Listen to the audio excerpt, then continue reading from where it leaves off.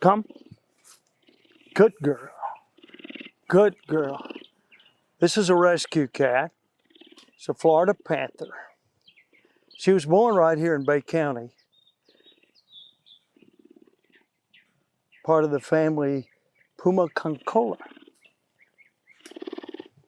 This girl was actually the intended pet for a 13-year-old boy. And we brought her here to the center for a permanent home when she was 9 months old. And now she is, I'm gonna say roughly 12. She's in perfect health. And she's socialized to the point that you can see. Good girl.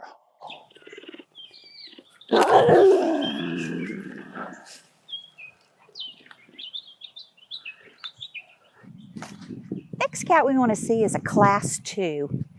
It's a Siberian lynx. Come on in. I want you to meet Razmatazz. Come on in. He came here from Atlanta. He was 18 years old, lost his family due to personal reasons with the group that had him. We've had several Siberian lynx failed pet attempts, and they come here for their forever home. This is his summer coat. He's going to have a winter coat. He'll be all gray. Razmatazz was declawed. Why people do that, I don't know, but they do. He's also missing his tail. Various reasons. Raz came in at 26 pounds where he should have been close to 50. Shaston, this is the third cat that lives in Florida, the Jaguarundi. And her name? Her name is Roosky. Roosky.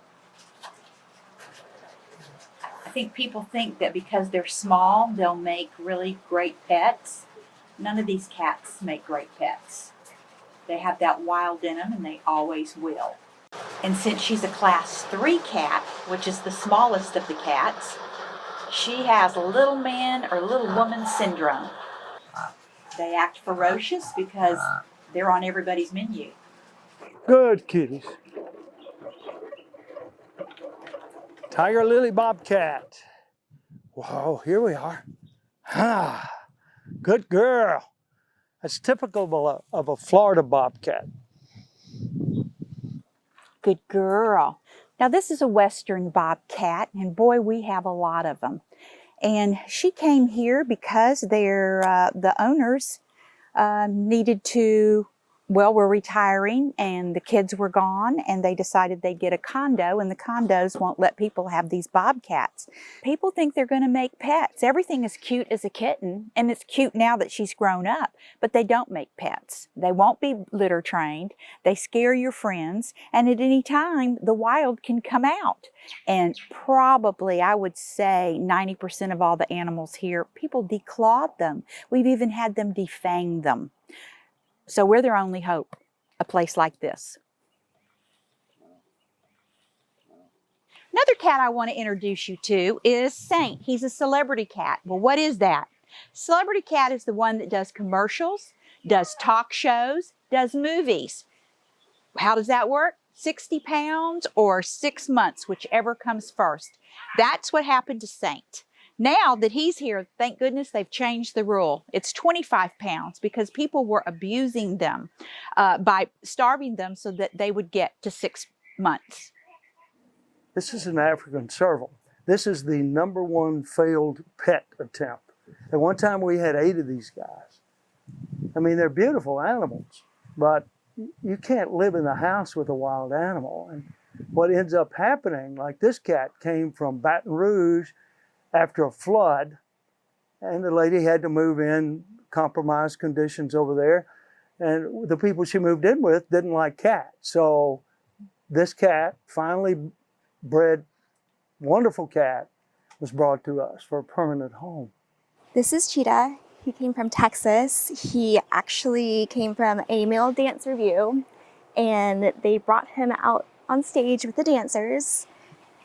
And to this day, he still does not like men. It's like the bond that you get when you start being around these cats and the love that they give you is just, it's not a real feeling that you can describe. And they can't go be released to the wild because they were born in captivity. I mean, they don't make good pets. I mean, serval especially, they have to understand, like, these cats live a very long time. They can live up to 20, 25 years. It's a huge commitment. And servals, like some of the other cats, if they do bond with a human, it's usually only one in their lifetime. And once that person's gone, I mean, there's a chance that they won't make it.